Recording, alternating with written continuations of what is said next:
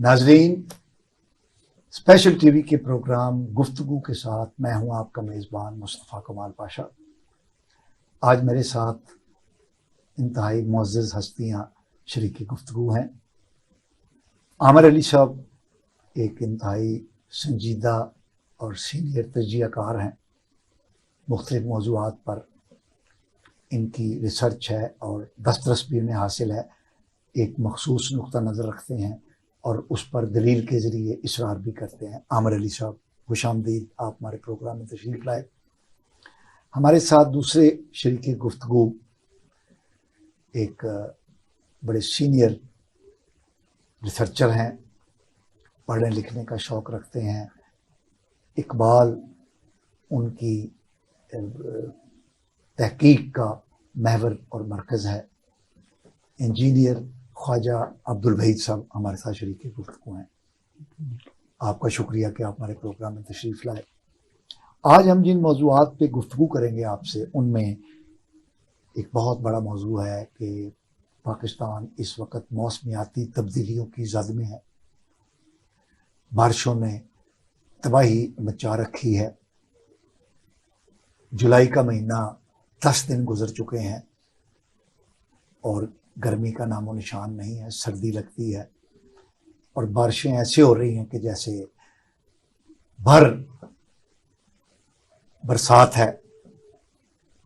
और दूसरी तरफ भारत ने 1,85,000 क्यूसिक जो पानी है वो रावी में छोड़ दिया है और रावी जो है वो फ्लड की जद में आ चुका है। NDMA ने वार्निंग भी जारी कर दी है। हम इस पर बात करेंगे। दूसरा, दो हमारे बड़े सियासी मदारुल महामों नवाज शरीफ और आसिफ अली जरदारी की दुबई में जो मीटिंग हुई है, उसके बारे में इतलात हैं कि वो कोई नतीजा खेज साबित नहीं हुई। अभी ये बातें चल ही रही थी कि PDM के सरबराह मौलाना फजल रहमान ने भरपूर बयान जारी कर दिया कि मुझे पता ही नहीं है और आप मीटिंग कर रहे हैं। इस पर हम बात करेंगे। फिर कल पाकिस्तान की सियासी और कौमी तारीख की एक बहुत बड़ी माँ, जो वाकई कौम की माँ थी और हैं, मोहतरमा फातिमा जनाब की 26वीं बरसी मनाएगी, 56th। उस पर हम बात करेंगे। और एक बहुत बड़ी खबर है कि कल पाकिस्तान ब्रॉडकास्टिंग कॉरपोरेशन के लाहौर रेडियो स्टेशन पर इफ्तिताह किया गया है सिनेमा हाउस का और डिजिटल ब्रॉडकास्ट लैब का इफ्तिताह किया गया है। उस पर हम बात करेंगे। फिर 2-3 दिन पहले IMF के वफद ने पाकिस्तान के एक बहुत बड़े सियासतदान, मशहूर लेकिन बदनाम सियासतदान इमरान खान के साथ मुलाकात की है। उस पर हम गुफ्तगू करेंगे। और जो इस वक्त कौमी सियासत का सबसे बड़ा मौजू है कि इलेक्शन होंगे कि नहीं होंगे, इस पर हम बात करेंगे। आमिर साहब, आपसे हम बात का आगाज करते हैं। क्विक हम चलते हैं। इलेक्शन होंगे कि नहीं होंगे? जी बहुत शुक्रिया। मैं जाती तौर पे मैं एनालाइज करता हूं कि इलेक्शंस होंगे और गवर्नमेंट कुछ ऐसा करने की कोशिश करेगी कि इंटरिम गवर्नमेंट जो इस वक्त भी इस वक्त भी इंटरिम ही रही है, इसके टाइम को थोड़ा सा एक्सीड कर दिया जाए। तो शायद व्हाट आई कैन असेस के इस साल के एंड में या before February I can foresee के इलेक्शन जरूर। इसका मतलब है जो आईनी तौर पर तयशुदा इलेक्शन जो होने चाहिए, 12-13 अगस्त को ये मौजूदा हुकूमत की असेंबलियों की मुद्दत खत्म हो जाएगी। इसका मतलब है 13 के बाद इंटरिम गवर्नमेंट होनी चाहिए और वो इलेक्शन कराएगी। तो आपका कहना यह है कि आपको तयशुदा तारीख के मुताबिक इलेक्शन होते हुए नजर? देखिए, इंटरिम गवर्नमेंट तो चल रही है, आप इसी को एक्सटेंड करेंगे ना। आप इसके बाद एक और इंटरिम गवर्नमेंट तो नहीं ला सकते। लेकिन मरकज में तो देखिए, मरकज में डेफिनेटली मरकज में ऐसा हो सकता है, लेकिन हमारे आइन में प्रोविजंस हैं। Okay, what I can understand कि हमारी और ये जुडिशरी ने भी कहा है कि आइन में ऐसी प्रोविजंस हैं, और खास तौर पे जैसे इन्होंने एक नया बिल पास किया है कि इलेक्शन कमीशन को एक अथॉरिटी बना दिया है कि वो इलेक्शन कमीशन को आप उसके डिसीजन को चैलेंज नहीं कर सकते। इसका मतलब ये है कि बजाय असेंबली को एक्सटेंड करने का फैसला पार्लियामेंट में हो, हाँ। उन्होंने ये इख्तियार जो है इलेक्शन कमीशन को दे दिया है, ताकि गुड जी खाजा साहब। मेरा जाती ख्याल ये है कि इलेक्शन होंगे जब भी होंगे, उस वक्त होंगे जब इनको ये एश्योरेंस हो जाएगी पॉलिसी मेकर्स को जिस वक्त है कि हम जीत जाएंगे, आर्मी हमारा साथ देगी और हम जीत जाएंगे। जब तक उनको ये नजर आ रहा है कि इमरान खान ही जीतेगा, क्योंकि जैसे आपने शुरू में ही कह दिया कि वो एक मशहूर बदनाम जमाना भी है, ये बात है। ये आपकी अपनी राय है। नहीं, मेरी राय है। अभी तक पूरी कौम की राय है कि उन्होंने इंस्टॉलेशंस पे हमला किया उकसा के, और ये किसी तौर भी काबिल माफी जुर्म नहीं है। इमरान खान साहब एक मुजरिम है, उन्होंने कौम को, कौम के नौजवानों को भटकाया, उकसाया, और 9 मई का जो वाकया हुआ है। लेकिन मशहूर तो है, मशहूर तो वैसे पीर सिपाही भी था, तो मशहूर होना कोई इलेक्शन जीतने की दलील नहीं है, मशहूर जरूर है। देखिए, मौलाना अबुल कलाम आजाद को सबसे बड़ा जलसा होता था तो वो पूरे तिल धरने की जगह नहीं होती थी, लेकिन जब वोट पड़ता था तो वो सुबह आके वोट कायदे-ए-आज़म को पड़ता था। हम इसको जब हम चीजों को एनालाइज करते हैं, अबुल कलाम आजाद की, हाँ जी, अबुल कलाम आजाद की, कि लोग बड़ा सुनते थे। जैसे हो सकता है इमरान खान साहब को लोग बहुत सुनते हो, लेकिन उनके ज्यादा सुनने वाले वो लोग हैं जो कि एक अपना स्टेट ऑफ माइंड रखते हैं। वो लोग ये समझ रहे हैं कि हम एस्टैब्लिशमेंट के अगेंस्ट कोई एक प्लेटफॉर्म बना रहे हैं, जबकि उन्हें ये नहीं पता कि वो यूज हो रहे हैं। मैं आपको दावे से कह सकता हूं कि वो लोग यूज हो रहे हैं। उन्हें ये आइडिया ही नहीं है कि पाकिस्तान को एक ऐसा बंदा जिसने पाकिस्तान की पार्लियामेंटेरियन गवर्नमेंट में एक कोई ऑनरेबल सीट अपने पास रखी हो, ऑपोजिशन करते करते जैसे उन्होंने हुकूमत की, वो तो हुकूमत कर ही नहीं रहे थे, वो तो ऑपोजिशन कर रहे थे, खुद ही अपनी हुकूमत की खुद ही ऑपोजिशन। और उन्होंने कहा एक दिन जब वो वजीर आजम थे कि मुझे तो मेरी बेगम ने बताया कि भाई तुम वजीर आजम हो। यानी कितनी मतलब अजीबोगरीब बात है ख्वाजा साहब, आपको मुमकिन है बुरी लग रही हो, क्योंकि आपकी जाहिर है दिलचस्पी इमरान खान साहब में है, मशहूर होना कोई दलील नहीं है। मैं इस बात को मान लेता हूँ। आपने कहा है कि 9 मई को जो वाकयात हुए वो इमरान खान उसके पसे पुष्ट था, ये कहना नहीं, वो कौन लोग थे? लेकिन सारी दुनिया में ये बात चल रही है कि ये हमारी आर्मी ने करवाया है और कोई ऐसा काम कर नहीं सकता। वो सारे बंदे वो सारे बंदे जितने एहतजाज हुए, इकबाल, वो बेगम साहिबा, वो जितने कारकुन है, वो आर्मी लेकर गई थी वहां। ये सारा आर्मी कर रहे हैं। ये आर्मी की फीडबैक रिप्लाई के बाद हम मौजू चेंज कर सकते हैं जी। मेरा बड़ा सॉफ्ट सा रिप्लाई है इस मौजू में। सर देखिए, एस्टैब्लिशमेंट ने, मीडिया ने उन लोगों को आइडेंटिफाई किया है, उनकी पिक्चर्स को हाईलाइट किया है, उनको चीजों को तोड़फोड़ करते हुए दिखाया गया है, और उन्हीं लोगों को उन्होंने फोकस करके कहा कि these are our demanded people. Yes. So हम ये अगर कहें कि जी ये उस एजेंसी ने करवा दिया, उस एजेंसी ने करवा दिया, इतने बड़े-बड़े क्या उसके बाद ऑन रिकॉर्ड ये बात नहीं आई कि कितने जनरल्स का और कितने ब्रिगेडियर्स का कोर्ट मार्शल हो चुका है? अगर वो कोर्ट मार्शल हो चुका है तो वो कोर्ट मार्शल किसने किया है?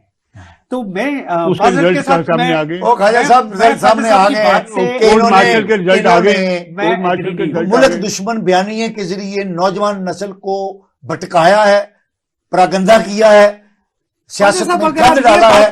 अब ये जो कर रहे हैं सर, अगर इलेक्शन वक्त में क्यों नहीं कर पाए? ये नहीं, यही इशू है। इलेक्शन सिर्फ उस वक्त करवाएंगे। मैं जवाब देता हूँ जी। आप हिटलर को देखें, हिटलर के साथ 99.7% जर्मन्स थे, ठीक है। मसोलिनी के साथ 99% इटालियंस थे। लेकिन जब उनकी सोच फासिस्ट हो जाती है, आप कभी भी इस तरीके से मत एनालाइज कीजिए कि जी इसके साथ कितने % लोग हैं। जब आप अपनी सोच में जमहूरी इक़्तिदार को पीछे छोड़ देते हैं उस वक्त आप डिजास्टर की तरफ जाते हैं। और वो जा चुके हैं। नहीं तो इनकी जमहूरी इक़दार कहा इन्होंने कदर की है। चले हम किस आगे जमहूरी बढ़ते हैं। इक़दार? भाई साहब आगे बढ़ते हैं, आगे आगे बढ़ते हैं। अच्छा, IMF के वफद ने आमिर साहब जो मुलाकात की है इमरान खान साहब से, वो एक बड़ी मशकूक किस्म की मुलाकात है, क्योंकि तकलीफ की सिचुएशन है ये। हाँ। जैसे आपने एक बात कर रहे हैं, मुझे अच्छी तरह याद है, और मैं तब भी एक टीवी प्रोग्राम में इस पे तज्जिया किया था, और तब गवर्नमेंट थी PTI की, तो मैंने ये कहा था कि इमरान खान ने पाकिस्तान की इकोनॉमी में के ताबूत में कील ठोक दी है। तब डॉलर भी 160 रुपए का था, और पेट्रोल की प्राइस बढ़नी चाहिए थी, 150 से 160 होनी चाहिए थी, और जो कि प्रपोज थी सिर्फ पॉलिटिकल माइलेज के लिए, सिर्फ इमरान खान साहब पॉलिटिकल ने। माइलेज के लिए 140 का पेट्रोल कर दिया। वो मुआहदा तो आप कर रहे थे IMF से, आपने उसको खुद ही वायलेट करके, खुद ही साइन करके खुद ही वायलेशन शुरू कर दी। वायलेशन कर दी। कुछ खुदा का खौफ करें। आज आप IMF से एक और मुआहदा आप शर्त क्या रखी है खान साहब ने कि जी there should be an announcement for the election. क्या आप दूसरे साथ आप कहते हैं कि हम डिक्टेशन नहीं लेंगे? Absolutely not. यही कहा ना, एब्सोल्युटली नॉट। जब एब्सोल्युटली नॉट कह दिया, आज आप IMF को कह रहे हैं कि आप हमें गारंटी लेके दें कि इलेक्शन टाइम से होंगे। यानी इससे ज्यादा कंट्राडिक्शन ऑफ एन ओपिनियन। मैं एक पढ़ा लिखा पाकिस्तानी हूं, मैं किसी पर्सनैलिटी को पसंद नहीं करता कि जो मेरी कोई आइडियल है। कोई शहबाज शरीफ गलत काम करेगा, नवाज शरीफ करेगा, मौलाना फजलुर रहमान करेगा, मैं उसे कंडेम करूंगा, क्योंकि ये मेरा पाकिस्तान है। मुझे अपने पाकिस्तान के बारे में सोचना है।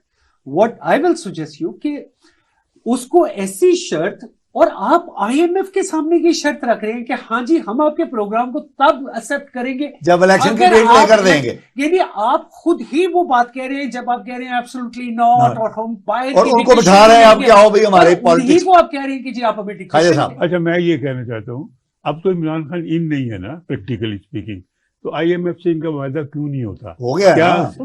हो क्या चुका है वायदा ना? इनका? मिनटें से जानते कर करके मिनटें कर पाँव दी में वो। पड़ भाई के साहब, उनके बात पे मिन्नतें आए। करनी पड़ी, लेकिन उसकी वजह देखें। हाँ, उसकी सुने जरा। उसकी वजह ये थी कि आपने पिछले 2 साल से उनसे मुआहदा IMF करके के साथ उसकी खिलाफवर्जी इतनी की। गेम्स प्ले किए, इतनी गेम्स प्ले किया, और माफी के साथ, मैं बड़ी माफी के साथ चाहता हूं, मैं I am not defending any party, लेकिन PTI गवर्नमेंट ने इतनी दफा वायलेट किया उस मुआहदे को, इतनी दफा वायलेट किया, और उनकी मुझे समझ नहीं आ रही थी।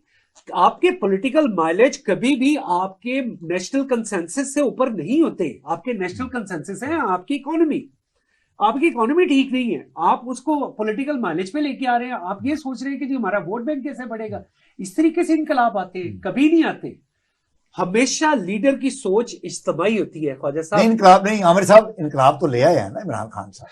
9 मई को जो उन्होंने किया ये इनकलाब ही है, और क्या है? ये आप कहते हैं 9 मई को जो किया है, हाँ। जिसके पीछे जिसका हाथ था उसको भी जाहिर करें। खरीद कौन लोग जी, थे? जो भी कौन हो, लोग थे? जो भी हो, ये आइडेंटिफाई कर रहे हैं, इन पावर है, उन आइडेंटिफाई करके दिखा रहे हैं लोगों जो भी को, हो। ये इमरान खान के लोग इमरान हैं। खान साहब खुद कर क्या रहे हैं, बोल- क्या उनके सोशल मीडिया उनके चलो, कंट्रोल में नहीं है। सब और उनका सोशल मीडिया आज भी कहां से कंट्रोल हो रहा है सर? उसको देखिए, वो 91 का नंबर है, वो 44 का नंबर है, वो 97 का नंबर है, जी, वो जहां से वो कंट्रोल हो रहा है। कौन नहीं जानता सर खालिद इस साहब, हकीकत को? ऐसे ना करें। नहीं, कौन नहीं, नहीं ये जानता बात- इस ये हकीकत सारे को? बात- उनके 91 हैंडलर, का नंबर कहां इमरान से है? खान साहब के सारे हैंडलर जो हैं वो अमेरिका, बरतानिया और दुबई में बैठे हुए इंडिया हैं। में बैठे हैं। इंडिया में ऐसे ना करें दुबई यार। में तो अब ये लोग बैठे हैं सारे। यार, इनको हम ये support लाके नहीं कर बैठे रहे। भी नहीं। उन्हें support ये नहीं कर दुबई रहे। को बैठे ये भी नहीं हमारे- जाके, यही तो गवर्नमेंट में है, यही तो पॉलिसी मेकर्स है। अच्छा, जो वहाँ साहब, पे आप कोशिश दुबई कर रहे की- हैं, वो खालिद यही कर साहब, रहे हैं। आप ही की हम बात करते हैं। दुबई में जो मीटिंग हुई है जरदारी साहब की और मियां नवाज शरीफ साहब की, और दोनों के बेटियां बेटे भी बैठे हुए थे उसमें, क्या देखते हैं आप? क्या बातचीत हुई है वहां पर? सुना है कि नाकाम हो गई है कोई ये फैसला? आपने सही सुना होगा, नाकाम हो गई है। जरदारी अपनी गेम करना चाहता है, वो नवाज शरीफ को पीछे हटाना चाहता है, बिल्कुल मतलब पर्दा स्क्रीन से भी चाहता है कि गायब हो जाए। उसकी कोशिश ये है। अब वो उन बातों को मानेंगे? ये जरदारी, नवाज शरीफ सब कभी नहीं मानेंगे। वो मुजरिम है साहब, अपनी मतलब हमारी किताबों में मुजरिम है, उसकी बात को कौन मानेगा? जरदारी साहब की बात को कौन मानेगा? जरदारी की अपनी चालें हैं जिसके तहत सारे काम होंगे। उसकी चाल कामयाब होगी तो बात बनेगी, उसकी चाल कामयाब नहीं होगी ये कभी नहीं मानेगा। सर ऑन लाइटर बोर्ड, मैं थोड़ा सा ख्वाजा साहब की बात को, वर्ड्स को थोड़ा ट्विस्ट करूंगा। मुजरिम और मुल्जिम में फर्क है। मुलजिम अगर इल्जाम लगाना है तो इल्जाम तोशाखाना का भी इल्जाम है। ख्वाजा साहब नहीं बात करें ना आगे, ये तो तोशाखाना में तो सारे नंगे थे, तोशाखाना की बात होगी तो मेरी सारे बात सुनिए, रिकॉर्ड आगे। हम जब भी कहेंगे तो ये इल्जाम है, ये आप Unless unless it is not proved, हम लोग ये कभी नहीं कह सकते। हमें जिस बात से हटके, मैं किसी सूरत में प्रोटेक्ट नहीं करने जाऊंगा किसी को भी, लेकिन जैसे आपने कहा डेफिनेटली इनके दरमियान मीटिंग हुई होगी, कोई कंसेंसस होंगे कि अच्छा जी साउथ पंजाब में हमारे साथ ये कर लें, बलूचिस्तान में हम ये कर लेते हैं, इधर हम ये कर लेते हैं। आप उन अदर साइड देखिए ना, जैसे जनरल वो थे कादिर, शायद उनका नाम है, जो मुस्लिम लीग नून के बड़े एक्टिव थे, मेंबर थे बलूचिस्तान से, वो स्लिप हो चुके हैं इसमें पीपल्स पार्टी में फ्रॉम लास्ट 1.5 ईयर। तो वो एक मुस्लिम लीग नून की बहुत बड़ी फिगर थी जो ऑलरेडी वहां से स्लिप हो चुकी है। और इसी तरह मेरा जहां तक ख्याल है कि ये सीट एडजस्टमेंट कुछ साउथ पंजाब के हवाले से होगी, कोई गुफ्तगू होगी, लेकिन जैसे आपने इसका अगला पोर्शन है कि मॉडर्ना को अपने कंसेंसस है, बिल्कुल होंगे कि भाई तुम लोग आपस में लगे हुए मुझे पता ही बांट नहीं रहे है। हो, तो वेयर इज माय शेयर। तो मेरा ख्याल है politically he is a political leader. देखिए कोई भी पॉलिटिकल लीडर हो, मैं एक चीज आपके तवसत से अवाम को ये अपील करना चाहता हूं, जिसके पीछे उसके फॉलोअर है, उसके वोटर है, कोई भी है, वो इमरान खान है, वो मौलाना फजलुर रहमान है, वो मियां नवाज शरीफ है, वो जरदारी है, वो मक्सी है, कोई भी है, आप उसको ह्यूमिलिएट मत करें, आप उसकी बेइज्जती मत करें। जैसे इमरान खान साहब ने 4 कोई साल भी हो, ओए तोए का कल्चर, कोई भी हो, बदतमीजी का कल्चर आप फोड़ दिया जब है। कौम बनाते हैं ना तो कौम तहजीब से बनती है। खालिद आपको साहब, कौम को इन्होंने तहजीब कौन सी सिखानी पड़ती है। तहजीब दी है? अब लेकिन जो सरबराह हैं इनके पीडीएम के मौलाना फजलुर रहमान साहब, रिकॉर्ड पे बात है कि कुछ अर्सा पहले इनकी कोई जायदाद पंजाब में खालिद साहब नहीं, वो बात छोड़े कोई ना, जायदाद हम पंजाब बात में कर रहे हैं तहजीब की, गुफ्तगू की। हमने मैंने भी इमरान खान साहब इमरान मौसम खान आदमी की है, मैं स्पीची सुनी है, मतलब वो और इन लोगों की भी स्पीची सुनी है। हाँ। तो ये लोग जितनी बदतहजीबी करते हैं इमरान उसका- खान नहीं, वो ख्वाजा चलो साहब वो भी करते होंगे, ये भी बहुत आपने करते हैं, बहुत करते हैं। 2017 की इमरान खान की वो तकरीर नहीं सुनी जिससे पहले मैं उसका फॉलोअर था, जो उन्होंने यहाँ पे की थी, आपके जो है रीगल चौक में, माल रोड पे, जब बिल पकड़ के ये कहा जला दो, तोड़ दो, सिविल डिसोबीडियंस कर दो। क्या मतलब था? आप अपनी कौम को ये तहजीब सिखा रहे हैं, आप अपने लोगों को क्या सबक दे रहे हैं? आप लीडर हैं, लीडर का काम होता है नहीं ओबे द लॉ, कानून सबसे ऊपर है। जहां कानून ऊपर नहीं है, आप उसे कह रहे हैं कि उन्होंने तहजीब सिखाई है, इसमें तहजीब कहां पे है?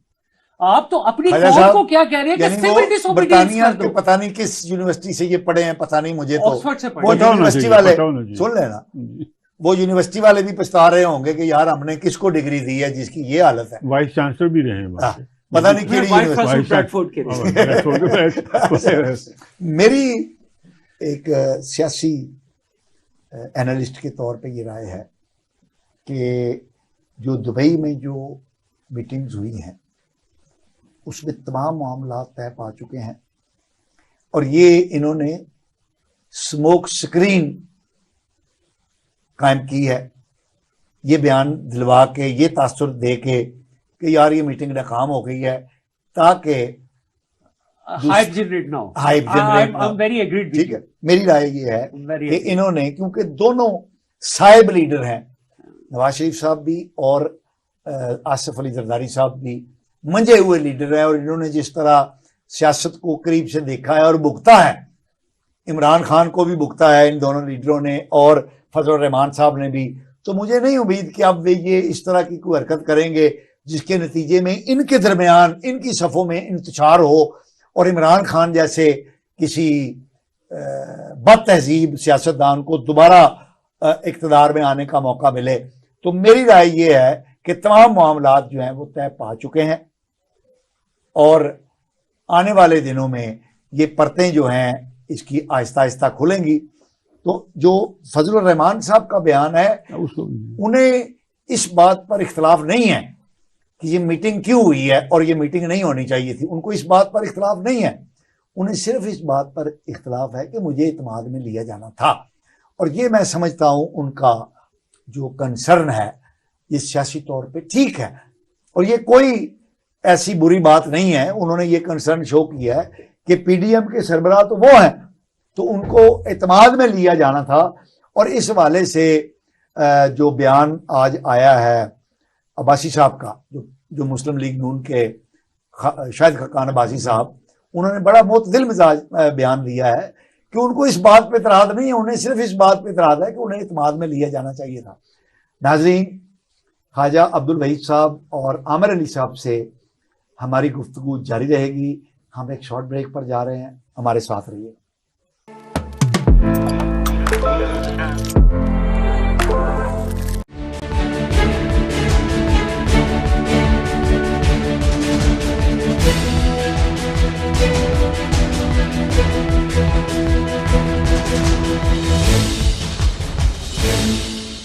इंडियन फौज की तरबियत में ऐसी क्या चीज शामिल है जिसकी वजह से वो किसी भी मुसलमान को क्यों समझ लेते हैं कि ये मुजरिम है। डोनाल्ड ट्रंप पर फर्द जुर्म आयत, पहली फर्द जुर्म है जो किसी अमेरिकी सदर पर आयत की गई है। इंडिया में बहुत अहम इशू खड़ा हुआ है जो नरेंद्र मोदी की डिग्री का है। उन्होंने एक ऐसी सब्जेक्ट में डिग्री ली है जो दुनिया में कहीं नहीं पढ़ाया जाता। जो रूस ने जंग मुसल्लत की यूक्रेन पे, उसकी पहली सालगिरह हुई 24 फरवरी को। देखते रहिए आलमी मालूमात, खबरें, तज्जिए एक मुनफरिद अंदाज में सुहेब मरगूब के साथ स्पेशल टीवी पर।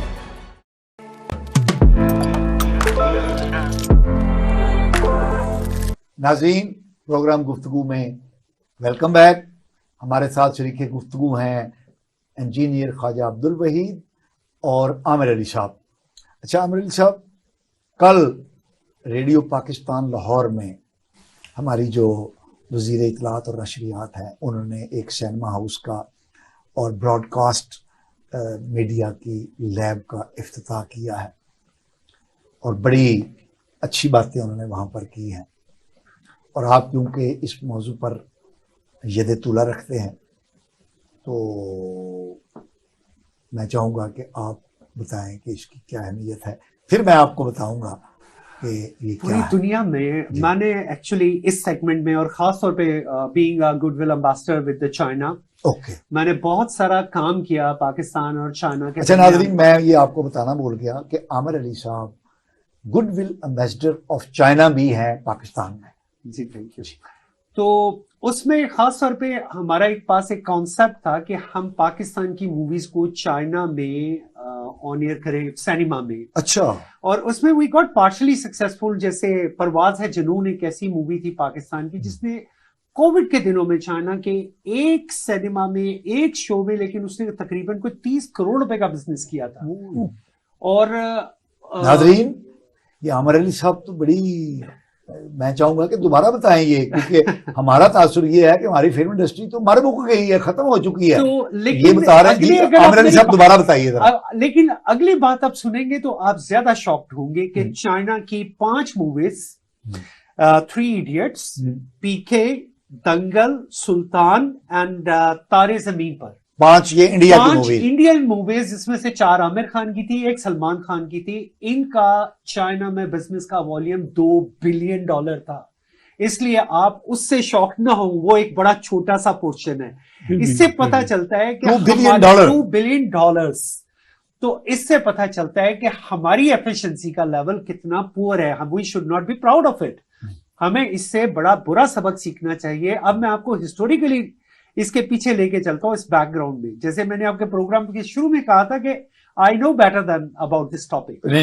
12 जून 2018 को Pakistan cinema and movie policy announce की गई 2018 को। और तब भी इमरान खान साहब ने, मरियम औरंगजेब नहीं, नवाज शरीफ का दौर था। 12 जून 2018, जिसमें पूरे पाकिस्तान में सिनेमा एंड मूवी को एक इंडस्ट्री का दर्जा दिया गया और पूरे पाकिस्तान में पब्लिक एंड प्राइवेट पार्टनरशिप में पीपीपी में के फॉर्मेट पे 1000 digital cinema all over Pakistan बनने थे और जिसके लिए फंड्स प्रोवाइड किए जाने थे। अप टू 70 to 80% गवर्नमेंट ने फाइनेंस करना था और जगह प्रोवाइड करनी थी। 70 to 80% गवर्नमेंट का शेयर, 20 to 30% लोगों को मोटिवेट किया जाए ट्रिपल पी मोड में।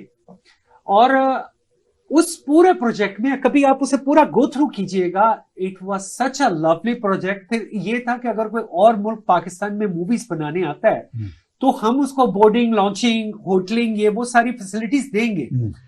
आप ये देखिए कि लास्ट मूवीज जो पाकिस्तान के बारे में बनी, अगर मैं आपको रिमाइंड करवा दूं तो ब्रॉड पीक थी, वर्टिकल लिमिट्स थी, उससे बहुत पहले थी भवानी जंक्शन, या बहुत थोड़ा सा पार्ट रैम्बो 3 में। यानी कि पूरी दुनिया अपने ये बाहर से आके इधर, जो बाहर से आके, जिसे इंटरनेशनल स्कोप मिलना चाहिए था, ये 4 मूवीज हैं जो बनी, बहुत कम। लेकिन वो मूवीज क्या ब्रॉड पीक और वर्टिकल लिमिट्स आज भी दिखा दे तो पूरी दुनिया को पहली दफा पता चलता है, अच्छा ये एरिया पाकिस्तान का है। आप ये चीजें सोच नहीं सकते। आपकी जब भी कल्चर है, ये रिलेट करता है आपकी टूरिज्म से। ठीक है, हमेशा कल्चर और टूरिज्म की इंडस्ट्री एक मिनिस्टर के पास होती है, लेकिन हमारे जुल्म की इंतहा हम लोगों ने जो की, हम लोगों ने 5 साल उस पूरे प्रोजेक्ट को फ्रोजन रखा इमरान खान साहब के दौर में। सर अब साहब सुन लेना आप जरा, अब मैं इसमें बुरा ना बनाइएगा, ये किस किस्म की पॉलिटिकल विल थी। आप जब भी पॉलिसीज होती हैं उसमें कभी पॉलिटिकल विल नहीं होती। आप मनमोहन सिंह की पॉलिसीज देखें, उसको कंटिन्यू किया मोदी ने, हसीना वाजिद की को कंटिन्यू किया खालदा जिया ने, और खालदा जिया को दोबारा कंटिन्यू किया हसीना वाजिद। ये मुल्क के मसाइल, ये जातियात का मसला नहीं है। जब भी आप इसको जातियात में लेके आते हैं, आप मुल्क का नुकसान करते हैं। तो सर वो सिनेमा हाउस बनने थे, उसके अलावा यहाँ पे स्टूडियोज बनने थे, डिजिटल स्टूडियोज बनने थे, एक लोगों के लिए सस्ती एंटरटेनमेंट बननी थी। और जब सिनेमा हाउस बनते हैं तो डेफिनेटली फिर मूवीज भी बनती हैं, और फिर रोजगार पैदा होता है, सर्कुलेशन ऑफ मनी होती है। सबसे बड़ी बात यह है कि आप इंटरनेशनली अपना एक सॉफ्ट इमेज पास करते हैं। अच्छा आमिर साहब, आपने बड़ी खूबसूरत मालूमाती बात बताई कि 2018 में इन्होंने पॉलिसी दी और अगस्त 2018 में इमरान खान साहब तशरीफ ले आए, वो उन्होंने कूड़ादान में फेंक दी, कुछ नहीं किया। अब 1 साल हो गया इनको।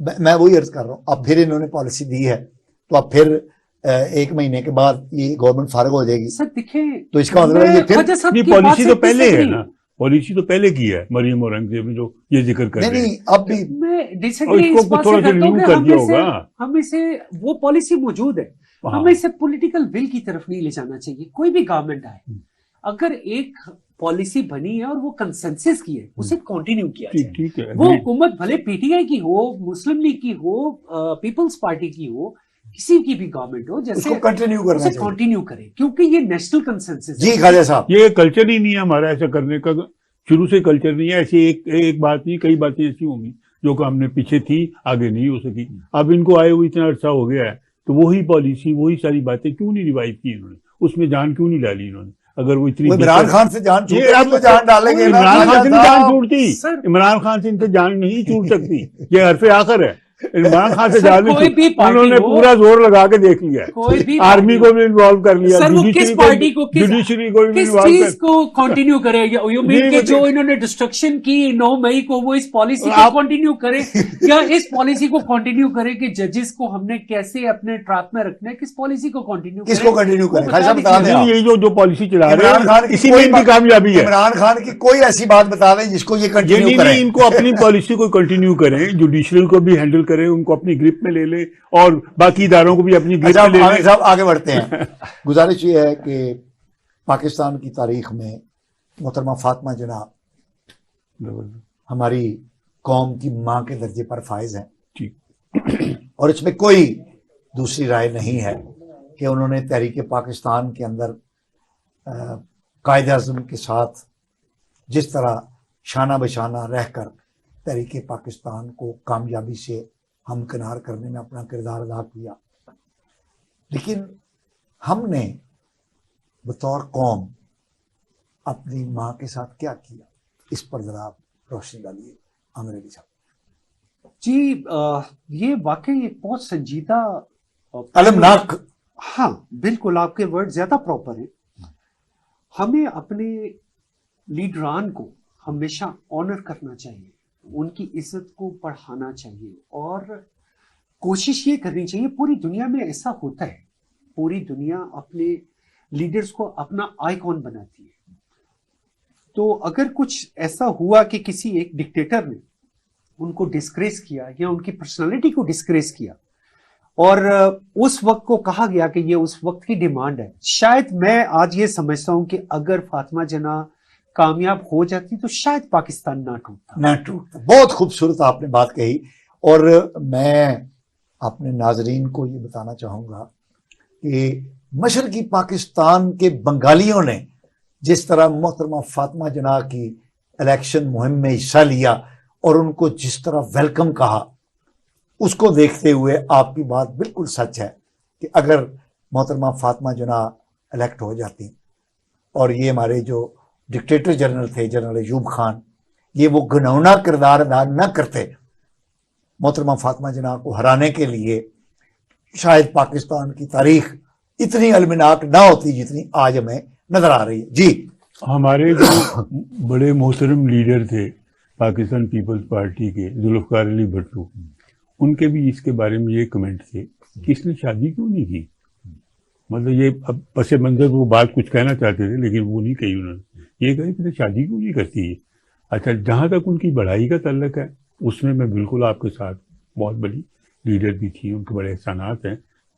डॉक्टर इकबाल को जब कायद आज़म मोहम्मद अली जनाब मिलने के लिए आए थे तो मोहतरमा साथ थी, यानी कदम ब कदम मतलब जिस तरह कायद आज़म और इनका गठजोड़ था इन अल्लामा इकबाल का, उसमें ये साथ साथ रही। हमें उनकी इज्जत करनी चाहिए। और जैसे मैंने शादी इसीलिए नहीं की ताकि वो अपने भाई के इस अजीम मिशन के साथ रहकर उसको कामयाबी से हमकिनार करें। ये आपकी बात भी मैं इत्तेफाक करूंगा, ये बात सही है, लेकिन उन्होंने इस पस मंजर में बात नहीं की थी। वो कुछ उनका कुछ और तो ज़ाहिर वाज़ेह के साथ एक छोटी सी बात मैं इसमें ऐड करता हूँ। किरदार कशी करने वालों ने तो हमारे नबी करीम सल्लल्लाहु अलैहि वसल्लम पे जो कि वजह खालिक कायनात है, उनको भी उन्होंने नहीं छोड़ा। तो ये किरदार कशी करने वाले लोग हैं, और जो किरदार कशी करने वाले लोग हैं, खुदारा अपनी सोच को मस्बत करें। जब तक हम मस्बत सोच में नहीं जाएंगे हम कभी एक बेहतर कौम नहीं बन सकते किसी के लिए भी। हमेशा, और एक बात मैं बार बार कहता हूं, पर्सनैलिटी लाइकिंग से बाहर आओ। खुदा के लिए पर्सनैलिटी लाइकिंग से बाहर आओ, कौमी मुफादात की बात करो। ठीक है। आप देखिए, आपकी बात आमिर साहब बहुत अच्छी लगी मुझे कि अगर मोहतरमा फातिमा जना कामयाब हो जाती बिल्कुल तो पाकिस्तान कभी ना टूटता, और हिंदुस्तान की पाकिस्तान को 2 लाख करने की जो साजिश है वो कभी कामयाब नहीं हो सकती, क्योंकि मोहतरमा फातिमा जना पाकिस्तान के दोनों हिस्सों की, जिनके दरमियान 1000 मील से ज्यादा फासला था, एक ऐसी कड़ी थी, यूनिफाइड लीडर थी। और आप देखें पूरी कौम ने उनके हाथ पे बैत की थी। और एक बड़ी दिलचस्प बात है कि उस जमाने में मौलाना मौदूदी से पूछा गया कि क्या औरत की जो सरबराही है जिसको आपने कबूल किया जायज़ है, तो उन्होंने बड़ा खूबसूरत एक जुमला कहा था। उन्होंने कहा कि मोहतरमा फातिमा जना में इसके अलावा कोई कमजोरी या बुराई नहीं है कि वो औरत हैं, और जनरल अयूब खान में और कोई अच्छाई नहीं है कि वो मर्द हैं। यानी कितना आला अंदाज के अंदर उन्होंने इस चीज को बताया, खूबसूरत बात कही। और आप देखें पूरी कौम इकट्ठी थी मोहतरमा फातिमा जना की सरबराही में, पाकिस्तान को जमहूरियत की राह पर गामजन करने के लिए, पाकिस्तान को तमीर और तरक्की की राह पर गामजन करने के लिए। और कौम को पता होना चाहिए कि मोहतरमा फातिमा जना किसी सियासत में आने के लिए तैयार नहीं थी। वो बिल्कुल एक न्यूट्रल साइड पर थी, क्योंकि वो माँ के दर्जे पर फाइज थी। तो पूरी कौम की मुतफिका रिक्वेस्ट के नतीजे में उन्होंने कबूल किया कि वो इस अयूब खान की आमरीयत को चैलेंज करेंगी। और फिर हमने पढ़ा है और उस वक्त कौम ने देखा कि पूरी कौम ने बिलअमूम और बंगालियों ने बिलखसूस किस तरह मोहतरमा फातिमा जना को हाथों हाथ लिया। और ये तारीख का एक बड़ा अजीब वाकया है कि मोहतरमा फातिमा जना की इलेक्शन कैंपेन का जो चीफ था वो शेख मुजीबुर रहमान था। वाह।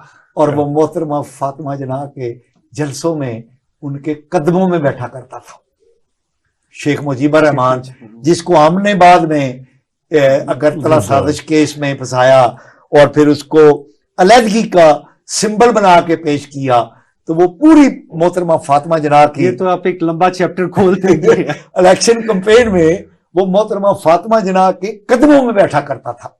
ये कितना बड़ा एक तारीख का जी। ये मैं ये कहना चाहता हूँ कि हम शायद अपने सारे लीडरान से ऐसा ही करते हैं, जैसे डॉक्टर अब्दुल कदीर खान है, कितनी बड़ी डेटरेंस उसने क्रिएट की कि हमारी आंखों में को आंखें डाल के नहीं देख सकते। डेटरेंस है ना, और डेफिनेटली वो हमारी जोग्राफियाई हदूद की तहफ़्फ़ुज़ भी कोई शक, लेकिन हम उसके साथ क्या सलूक किया वो अब आपके सामने ही है। क्या हुआ, कैसे हुआ, क्यों हुआ, ये सारी बातें चल रही हैं। लेकिन पता नहीं क्या बात है कि ये हमारा कल्चर है कि हम अपने लीडरान की कदर नहीं करते। हमारा मुहसिन कुशी का ये जो कल्चर है, इसी ने सकूते डाका का सानहा हमें दिखाया।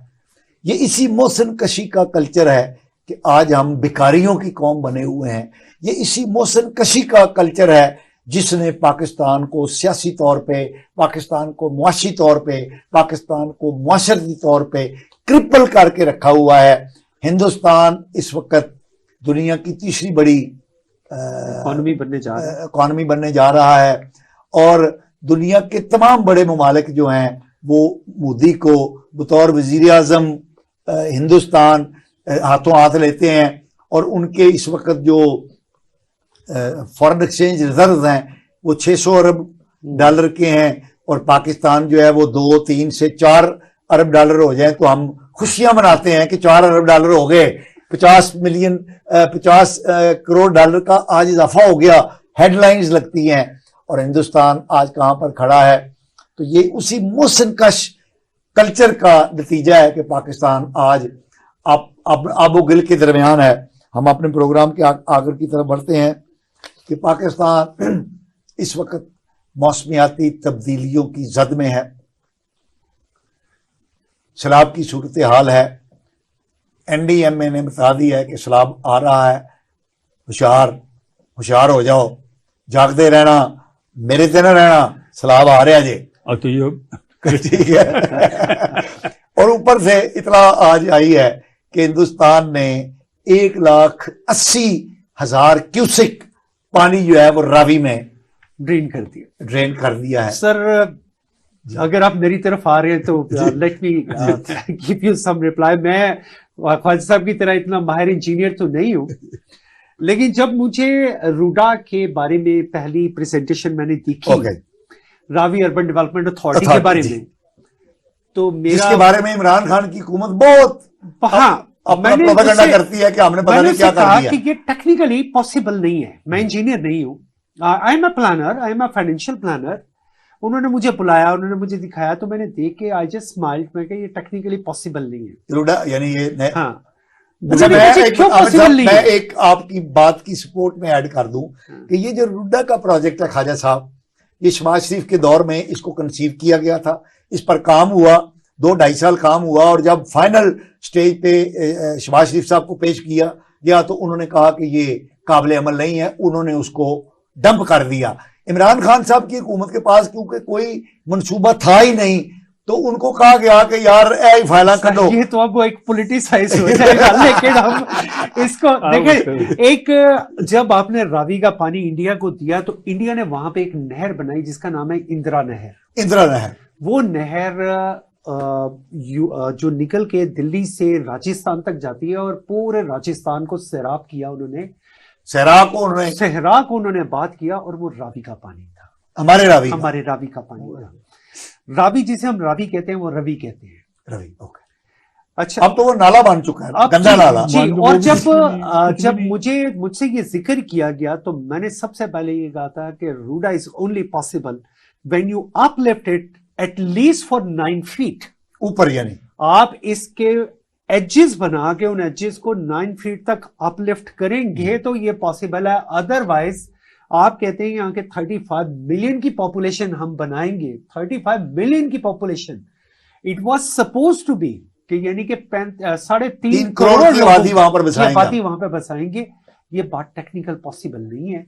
आपके साथ इंडिया ऐसा करेगा ही करेगा। अब देखिए, तो ये जैसे उसने छोड़ दिया पानी। लेकिन sir on the other hand, अब फिर मैं बात करूंगा, ख्वाहिश साहब चूंकि इंजीनियर हैं, ख्वाहिश साहब तो तारीफ करेंगे क्योंकि इमरान खान ने वो प्रोजेक्ट लॉन्च किया ना जी। हम लोग 10 बिलियन 12 बिलियन डॉलर का पानी, एक कैलकुलेशन है, एनुअल कैलकुलेशन है, जो पानी हम समुद्र में ड्रेन करते हैं, ये बात पूरी दुनिया में इसको स्टोरेज किया जाता है, कारेज बनते हैं, छोटे डैम्स बनते हैं, आपके ऐसे एरियाज बनते हैं जो कल्टीवेशन के लिए सोर्स बनते हैं।